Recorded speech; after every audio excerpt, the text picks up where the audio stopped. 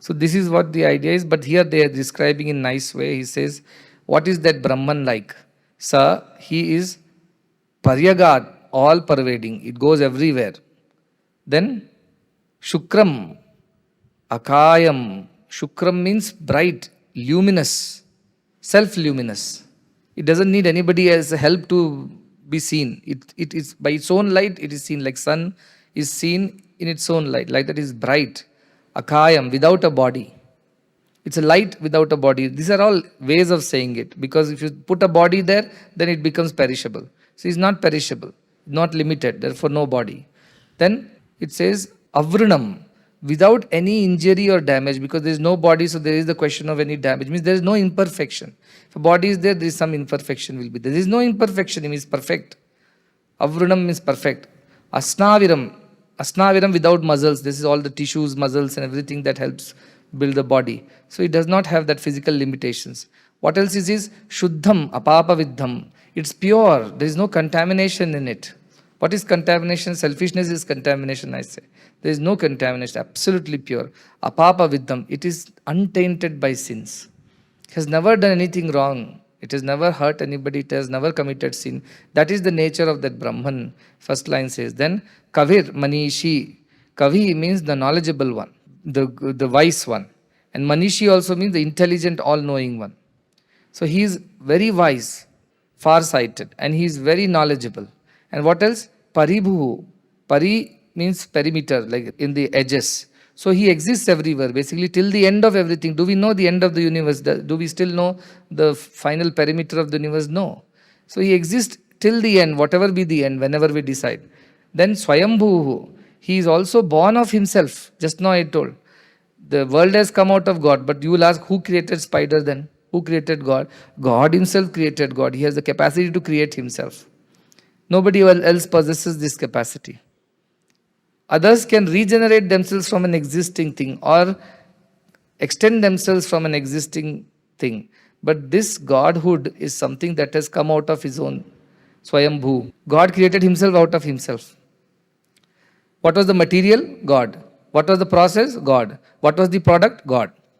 This is how the God was. So everything was God. It's made himself out of himself because it was always there. There was never a time when he was not there. Just sit one starry night, you sit and look at the sky and think of the stars and say, okay, what lies beyond the stars? You say another galaxy, another universe and multiverse. What's beyond that? And beyond that, your mind will get overwhelmed because there is no end or edge to this universe. This galaxy may end somewhere, but something else starts after that. This universe ends here, but next universe starts. And there are continuously universes being born, they're saying. New universes are coming into existence, it is continuously expanding. It's overwhelming to even sit and look at the sky and look at the stars and think. The problem is that we don't think, we don't make note of, or we don't take notice of all these amazing phenomena happening. We just are busy eating, sleeping, making merry and dying. So much is happening around us we don't pay attention to. Just sit one starry night and look at the sky and just meditate on this thought.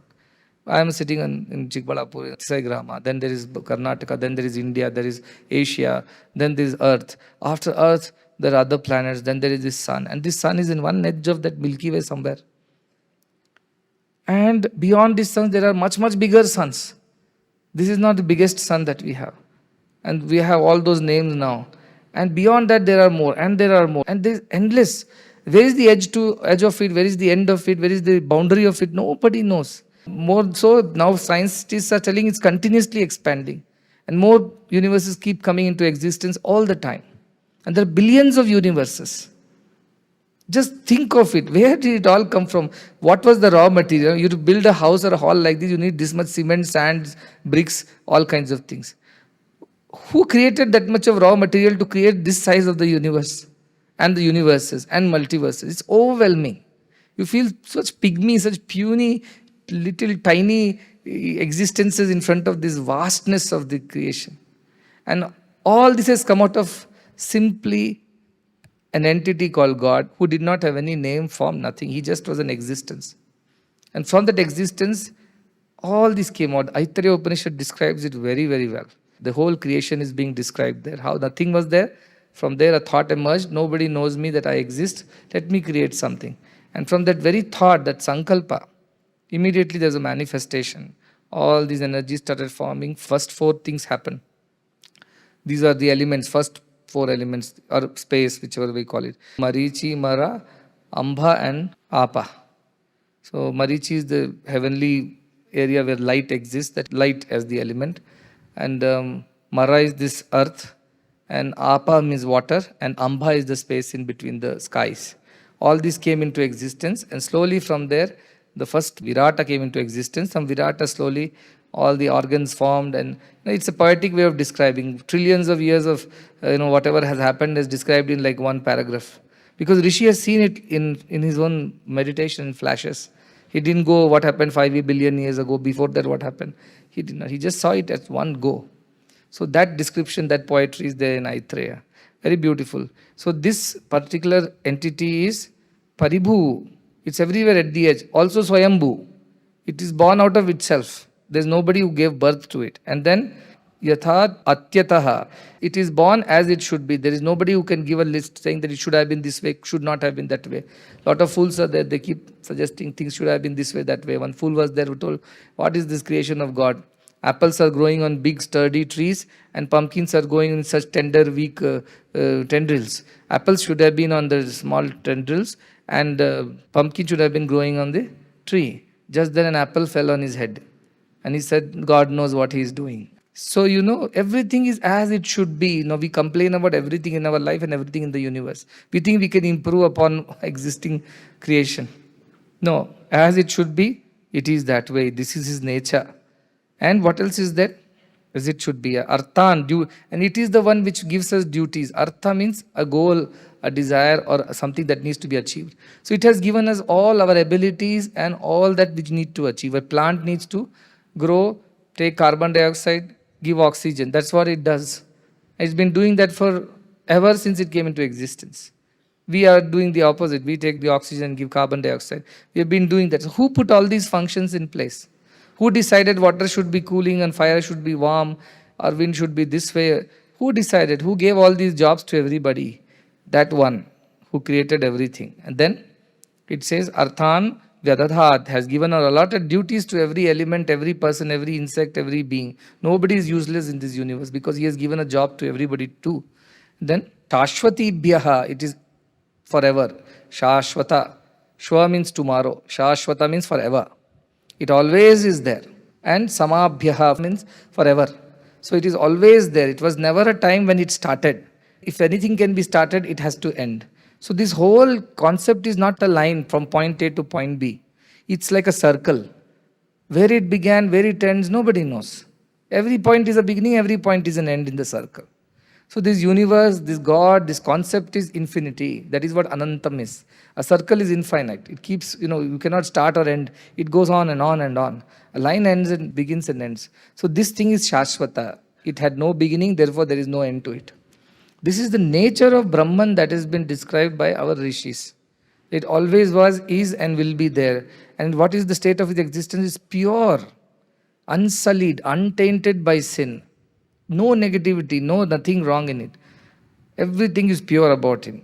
And it does not have a limitation of a body so that we don't start identifying it wrongly. It also must be a God with lot of hands. See, Purusha Suktam and all describes, but that is all symbolic. Like motherland is symbolic. Bharat Mata, we put up a picture of a statue of liberty. She's not a liberty, is not a lady that existed somewhere.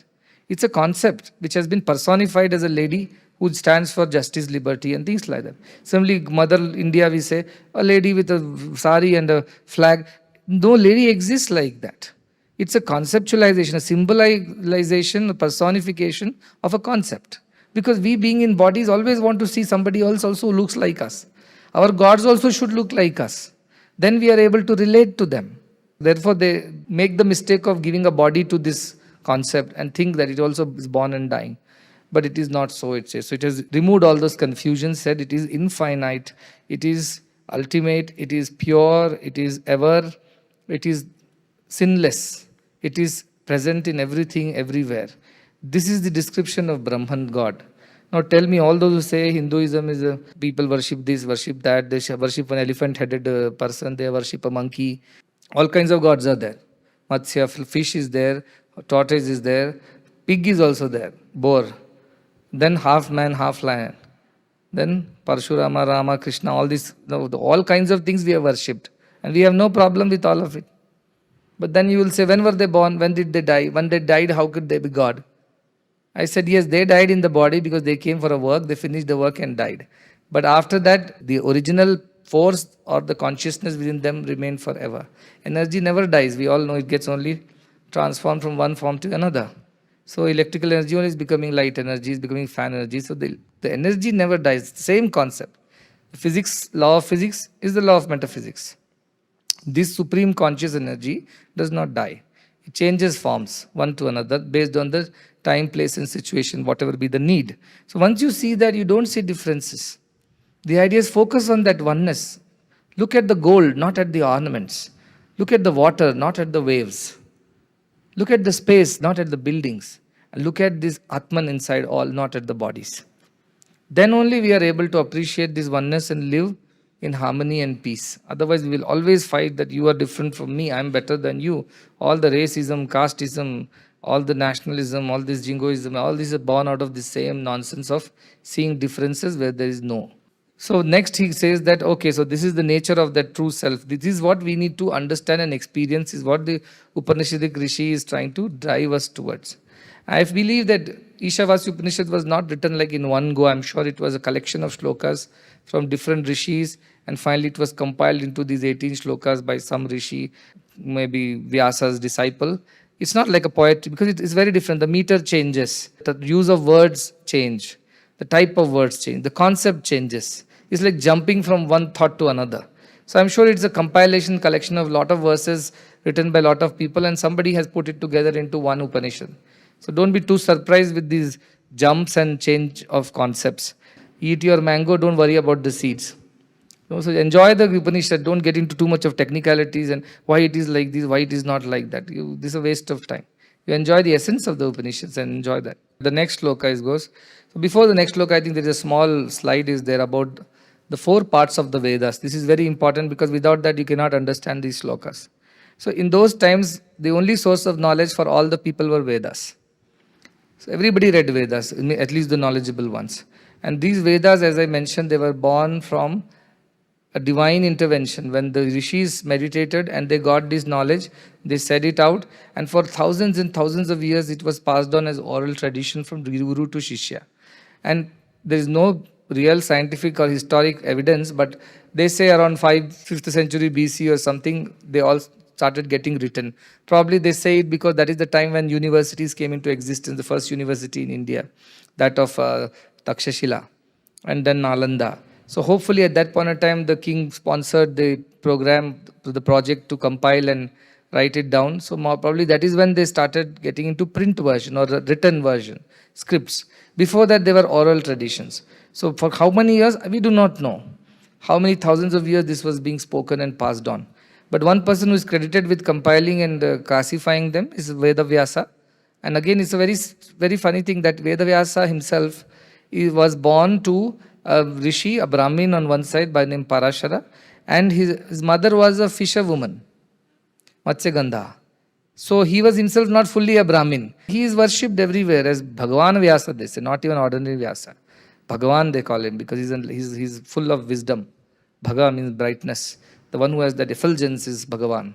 So he's called Bhagavan Vedavyasa. So he caught hold of some disciples, put them all together, and worked on classifying the Vedas, giving some structure to it. So then the 4 Vedas came into existence, Riga, Yajur, Sam and Atharvana Veda. And each of the Vedas had 4 parts. And first part was called Samhita, which was collection of only the mantras. Like Om Namah Shivaya is a mantra. It's in Rig Veda. It is a part of Rudra Prashna. And that is a part of Samhita. That mantra is Samhita, using which we do rituals. When you do Rudra Homa or something, you chant this mantra, Om Namah Shivaya or whatever, and Om Namah or Narayanaya, whatever. And we keep putting the ahutis. So that ritualistic worship needed some mantra to be used. That is what Samhita is, a collection of all the mantras. Then Brahmanas, that is the second portion of it. It's not like they are classified A, B, C, D, one after the other. They're all mixed up inside. But we understand them as the purpose of that particular thing is this. So Brahmanas were nothing but the guidance of performing the ritual. How much should be the Yajna Vedika size, for which god, what kind of Yajna Vedika to be used, what kind of offerings we have to make, at what time of the day we have to do it, all kinds of what you should wear, what should you be preparing for. All these detailing has happened in Brahmanas. Then Aranyakas are there. These are nothing but those mantras and how to meditate on those mantras. What is the process of meditation on those mantras? How to contemplate on the meaning of those mantras and what will be the benefits of doing that? Those were all explained in Aranyakas. And finally, as I mentioned yesterday, Vedanta, which is the, so to say, end of the Vedas, but it is the ultimate truth of the Vedas, the last word of the Vedas. That's how you should think, which is the philosophy, which is what we are learning. So why these four parts are important? Because actually everybody was supposed to learn all the four and practice all the four. What happened over a passage of time is that people got interested in the first two parts. They mugged up the mantras, memorized them, and then left, right, center, they were doing rituals. So people are like that. They don't even think why this is needed. There should be a reason, there should be a sense in what you are doing. But this orthodoxy and ritualistic worship became so powerful at some point. When Adi Shankara took upon himself this task of teaching Vedanta, those were the times when other schools of philosophy were very powerful. And what is called Purva Mimamsa, this is called Uttara Mimamsa or Vedanta. Purva Mimamsa school was only about rituals. And people became so arrogant that I know all the mantras, I know how to perform this great yajna, I know I can do this. And people, the ordinary masses who did not understand, like our poor NRIs, they were simply falling at their feet and worshipping these orthodox, ritualistic people. And Adi Shankara realized that this is absolute nonsense. This is not Sanatana Dharma. Rituals are important, but that is not the ultimate thing. I say spiritual is more important than ritual. So the philosophy part went missing. And that is when Adi Shankara tried to improve that with bringing a new school of thought, which is called Uttara Mimamsa or Vedanta. So the first two parts of the Vedic literature deals with these mantras and the performance of rituals. People got stuck there. Then there were one more part of people which were called Upasakas. Upasakas means they only will meditate on the mantras. They felt the ritual is not important. Even without ritual we can manage. We'll do whatever mantra upasana we will do in our mind. Many people do it. I allow that because they don't have the wherewithals to do it. Not that God needs all that physical material things. You can do it even in your heart. But it's not an excuse. As a Vedic Pandit or as a person of knowledge, you have to do rituals and with the philosophy and meditation. So there are three things that come into existence in our Sanatana Dharma. One is these rituals, second is the meditation on the mantras, and third is the philosophy, the realization of the truth behind all these things. That is Vedanta. Shankaracharya only has very nicely put the purpose of all these things. That Karma Kanda, Upasana Kanda, and Jnana Kanda it is called. It says Karmani Chitya Shuddhyartham, Ekagrartham Upasana, Mokshartham Brahma Vidyayam iti Vedanta Dindima. What is the call of the Vedanta? What is the declaration of Vedanta? The knowledge, one. Karmani Chitya Shuddhyartham. Actions should be performed to purify your heart. You also see when there is Ganesh Chaturthi or some puja in your home, you wake up early, you take good bath, you wear some good clothes, you clean up the whole place, you set up the altar. You feel so good. Your mind is totally, completely engaged in the process because all five senses should be concentrated. Otherwise, senses will go here and there if you're not engaging them. So eyes are engaged, hands are engaged, nose is engaged, smelling good things, ears are engaged, listening to mantras. That's how a mandir creates the atmosphere where it attracts and engages all your senses. Go to a temple, what do you see then? One is with eyes, you see the deity, all the rituals. With nose, you smell the camphor and the incense and the flowers. Ears, you hear the mantras, the sound of the bells. With hand, you offer worships and whatever with the taste. And then with tongue, you chant and also take prasadam and enjoy. So it makes your experience complete. Rituals are important. That's what I'm trying to draw. It helps you to keep yourself mind concentrated and focused. So that is why it helps you to purify your heart, purify your mind. Because that time you do not have any other distracting thoughts. So this is why rituals. Similarly, you have rituals in Judaism, you have in Islam. They do all these 40 days of fasting and things like that. What is all this? Or even our Sabrimala people go 40 days, really take upon themselves very austere lives. These are all ways to purify ourselves. But that is not the end of it all, this thing. What is that? Your concentration, your focus on upasana is required. You should meditate on why you are doing all these things. You should know why you are doing. That upasana is all the other side. Ritual and upasana. Upasana, ekragyartham, means for concentration of mind, upasana is important. Then finally, mokshartham. But this doesn't give you moksha because you have not understood the philosophy behind it. So mokshartham brahma vidyayam. This all vidya which you are learning in Upanishad is the way to moksha, liberation.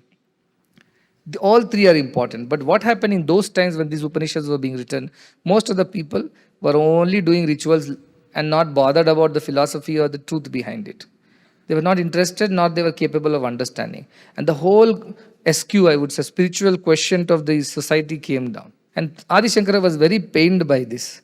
What they have reduced the whole Sanatan Dharma into just set of rituals without any sense behind it, without any philosophy, without any truth. And this is an arrogance of the priestly class who knew all these rituals, and they treated everybody else who didn't know Sanskrit or who did not know how to do rituals as lowly. And they kept this access to these things denied even to women of the families. That was the kind of society in which Adi Shankara was trying to bring about a reform. So these Upanishads, that's why they're important, because he highlighted Upanishadic understanding and knowledge in those times. So Upanishadic knowledge comes in the Vedanta part of it. Right? The Upasana, the meditation comes in Aranyaka part of it. The rituals come in the Samhita and Brahmana part of it. The next shloka says, Andham tamah pravishyanti ye vidyam upasate tato bhuya ivate tamo yau vidyayam rataha. Two things are mentioned, avidya and vidya. With means knowledge. Ya means that. Knowing that is the process of knowledge. So there is something called vidya and there is something called avidya, means not knowledge or wrong knowledge. So these two things existed at that point in time. And what were they leading to? The shloka says, people who follow avidya, the wrong knowledge, where did they end up? They end up in dark place. Andam, blindingly dark, pitch dark. They enter such area. Again, it's not a physical area, it's in your mind. If you're ignorant, you're dark. You have been kept in dark means what? You are ignorant about something. So this idea of avidya. Now what is avidya? I'll come to it. And then he says, those who follow the path of vidya, those who think this knowledge is right and they follow it, they go to darker hells, he says. Apparently it is very paradoxical. Why would somebody who is doing the better thing should go to darker hell? Avidya means with wrong knowledge or wrong understanding. Vidya means with right knowledge, rightness. They also go to darker hells. So what is he trying to convey is what he says. See, avidya in this place is referred to as this karma kandas. What we call this ritualistic worship is avidya. So it's very obvious that if you do rituals without understanding, it is not leading you anywhere. So you are going to go to dark hell. Is basically you will be ignorant always. Understandable. The vidya part, why those who are doing it with the knowledge of Aranyakas, the meditation, those who do meditation and think that God is greater than all these things, doesn't need rituals, they should at least attain God. He says, no, they'll go to darker hell because they think rituals are not important. We just meditate in one corner of the cave and don't need to engage in any rituals, we will attain God somehow. So here Vidya is not about Brahma Jnana, Brahma Vidya. Here Vidya is about Upasana. And Avidya is about Karma Kanda. So avidya, those who do karma kanda alone without proper understanding, they anyway don't understand, so they go to hell, dark hell. And those who think that they don't need any ritual, they are good enough, they will meditate on some god and mantra and attain the wisdom, they also go into darker hell because their understanding is totally wrong. Their understanding is totally wrong that they don't need. These were the issues in those times. This basically is being highlighted here. Next one, shloka. These two are different. The path of Vidya and Vidya. Anyat eva ahur Vidyaya, Anyat ahur avidyaya. Iti Shushrumadhiranam ye nastad vichakshire. He says this path of Vidya and Avidya, both are two different paths. They have different results at the end. You must understand what Karma Kanda would lead to and what Upasana Kanda would lead to. You have to understand the difference between the two. And these differences are not told by me, the Rishi says. They are so humble. Here, plagiarism is there. You catch hold of somebody's research, you publish it in your name and get a PhD. In those days, they simply humbly said, what I am trying to explain to you for your benefit is not my personal knowledge. It is somebody who has told me, I have heard it from the great ones in the past, and I am simply presenting this knowledge to you. There's no name of the Rishi anywhere. Simply is left the knowledge saying, some great ones told me, I am telling you. That these two are different things. Vidya and Avidya are two different paths. They have different results, and this has been told by the great ones in the past.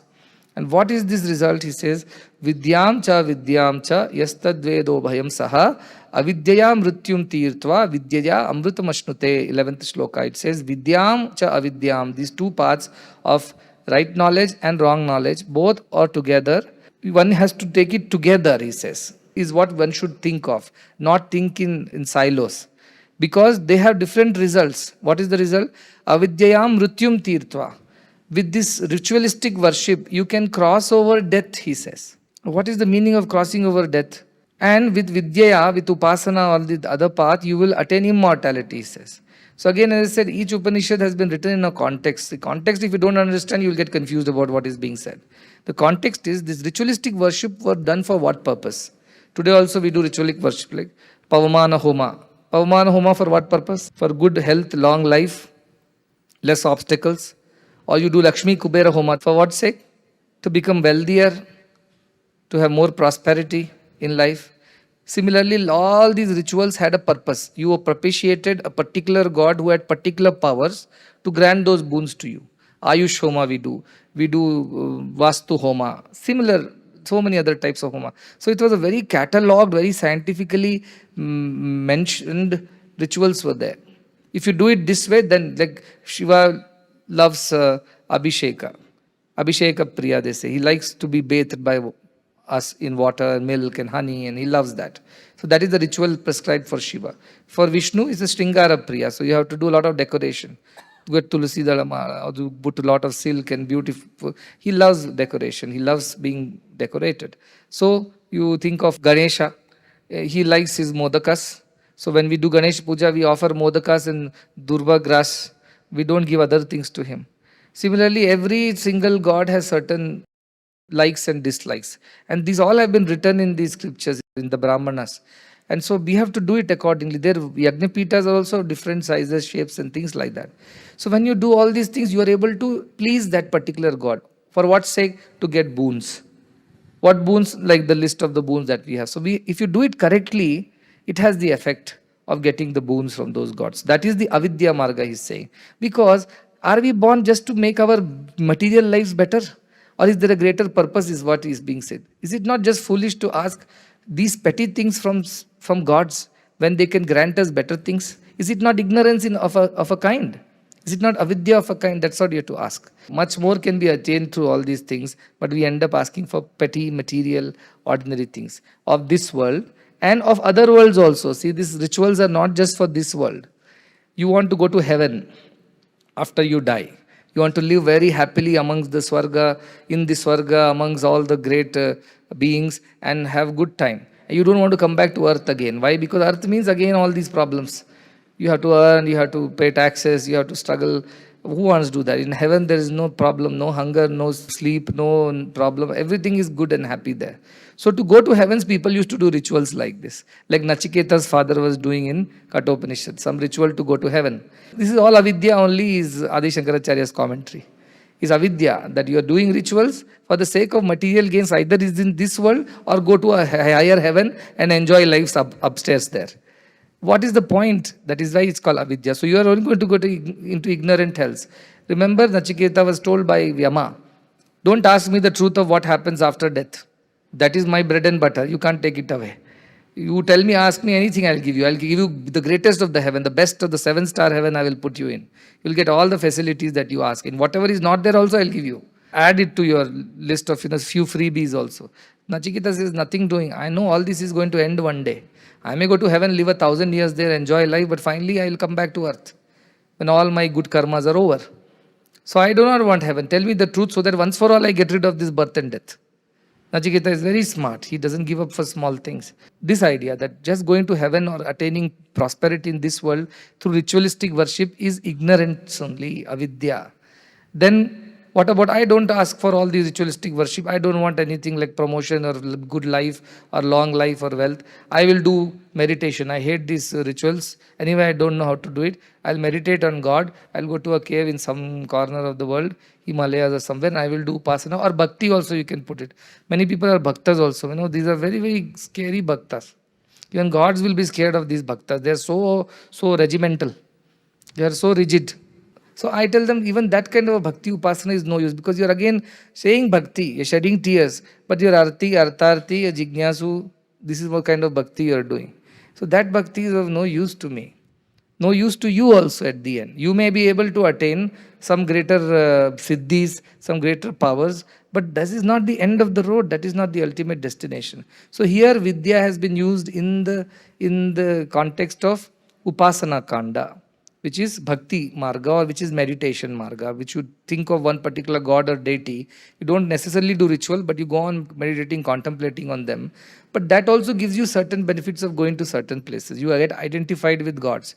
So the Avidya part, the Karma Kandas take you to Pitrulokas, they say, where your forefathers are living in good heaven. And the Vidya Marga, Upasana on certain god like Ganesha or Shiva will take you to Vaikuntha or Kailasha or whichever loka they live in. That is what all most of these slokas they end with, Shivalokam Gamishyati or Brahmaloka Gamishyati or some Kailasha. So you get those benefits. But are they the final destination is the question. They are not. So thinking that no, I am doing better because I am not doing ritualistic worship, I am at least meditating on a particular god, I am better than you. It's even a bigger foolishness, therefore a bigger hell for you.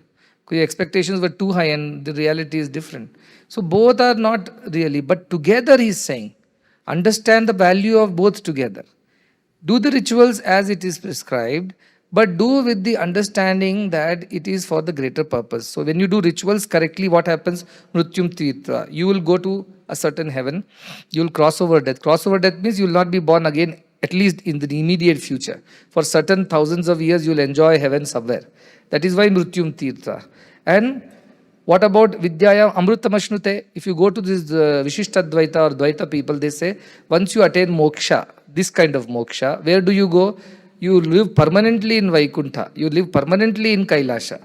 So you never come back as a human being again. But have you merged with the divine in the Purnamada Purnamidam state? No, you haven't. So here immortality or Amrutattvam is being compared to being able to stay in that state, elevated state forever. But still you will be distinct from the Brahman state.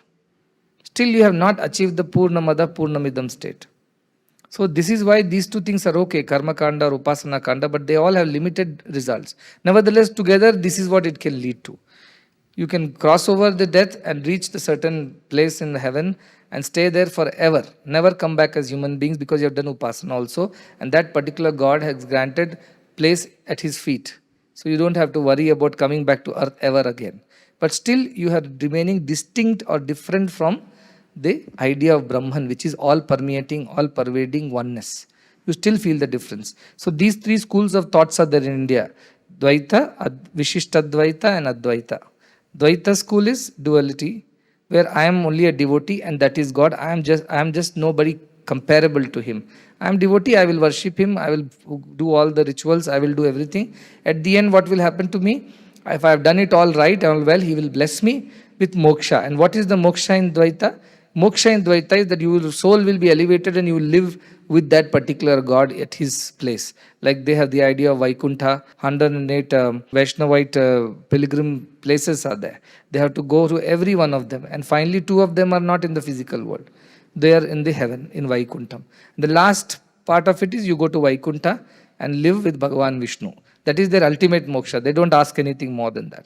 But still you are separate, Vishnu is separate. Vishishtadvaita, the qualified monism, it says, yes, you are devotee, but you are made of the same thing as him. But yet you are not him. Don't think you and he are same. Yes, you are made of him. There is some spark of divinity in you also, but you are not all divine.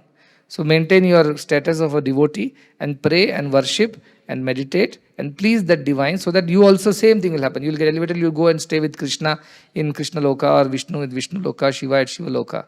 This is the concept of the Vishishtadvaita also. But Advaita, which is Shankaracharya's method, he says you are not different from your God. You just don't know. That's the problem. Ignorance is the problem. And the solution is wisdom. That's all he's saying. You are that only, but you just don't know that you are that. Once you know, you become one with the divine. And which divine? Not a divine who lives in Vaikuntha Kailasha. That supreme, all-pervading, all-pervasive consciousness. You will become one with that, he says. So when a river meets the ocean, let's say if it flows towards the west of the country, it goes into Arabian Ocean.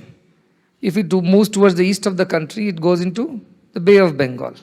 Now, can you tell that river which went into the Arabian Ocean is a better achievement than the one which entered the Bay of Bengal? At the end, even Bay of Bengal and Arabian Ocean are not different from each other. They are all connected, right? So likewise, these philosophies may look different and superior or inferior. But at the end, the ultimate achievement of spiritual efforts is this understanding of oneness, where there is no two, there is only one. That is Advaita, that is the philosophy Shankaracharya propagated. Whereas it was Madhvacharya who did the duality, that is Dvaita, and Vishishtadvaita was Ramanujacharya. So all these people have contributed in their own way and given people their own direction towards spirituality. But till you attain the oneness with the divine, it's not yet done. So Vidya, Avidya, all these paths are okay. At the end of it, it doesn't lead you to the ultimate unless you have realized oneness with the divine. That is why Adi Shankaracharya says, Jajantu devataha kurvantu karmani vadantu shastrani bhajantu devanam atmaikya bodhena vinapi mukti na siddhyati brahmashatantarepi. You do all Devata puja, you do all the rituals, you do anything that you want, but if you have not realized this oneness with the self, Atma Ikya Bodha, you will not attain the true liberation, even in 100 lifetimes of Brahma, they say. One lifetime Brahma itself consists of 100 such cycles, Mahayugas and all that. And in each Mahayuga, there are cycles of 4 yugas, which is, we call it all the Satyuga, Treta, Dwapara and Kali Yuga. And this keeps repeating, it seems. And then for 100 times also it repeats, Mahayugas happen also, you have not achieved it because you have not understood the oneness with the divine. So the idea of Upanishads is that while it appreciates you do all the efforts in the physical plane or a mental plane, do worships, upasanas, yet at the end the goal should not be just to attain a higher heaven, a few material things in the world or beyond, or to go and live in duality forever. It has to be to realize that oneness and understand this unity of all creation. That's where your journey ends. That's where the river becomes the ocean. Till then it is not done. That is what these Upanishads are saying, which also kind of proceed in the same lines. And after that it goes to, again it changes gears, and then there is submission to the divine, that you please help me to attain this ultimate truth. Not heavens and not richness and wealth and progeny and cattle and material prosperity or name and fame. You help me attain that oneness is what the ultimate end of the Upanishads would be. So the idea is that our Upanishads just don't tell you what is your goal or how does it feel when you reach that goal. They also tell you the path, and first, before even telling the real path, they tell you what is not the real path, so that you don't take the wrong train or go into the wrong roads. They are even being so cautious to tell you take the right path, take the right way of doing things. Don't get into the wrong lanes. How cautious the rishis are. How well placed these slokas are. Even though they are collection or compilation from many sources. And yet so humble. It's not my knowledge. It is the knowledge of my ancestors, my forefathers, the greater ones who came before me. And I'm sharing with you out of just this obligation that you also should do well. Why should I only benefit from all the understanding? You should also understand. And his Rishi is so kind. I see my reflection in him, who's overcautious all the time. I'm always worried. Before students start something or devotees start on a path, I caution them, see, you can also go to the wrong path. They look the same, but they will be not the same. So just be careful. This is what the Rishi is saying. They may look the same, this avidya, vidya and all that, but they're not the same as what I want you to achieve. So just be cautious, just be careful. This is how the Rishi is cautioning us. This is the compassion of our Rishis, I would say. They could have enjoyed this knowledge for themselves, attain the moksha and be done with it. No. Brahmavida, despite being Brahmavidas, they're active in the service of the society. They are the best of the Brahmavidas, says Mundaka Upanishad. Prano hi esha sarvabhuter vibhati vijanan vidwan bhavate nativadi. Atma Krida, Atma Rati Kriyavan, Esha Brahmavidam Varishtaha, it says.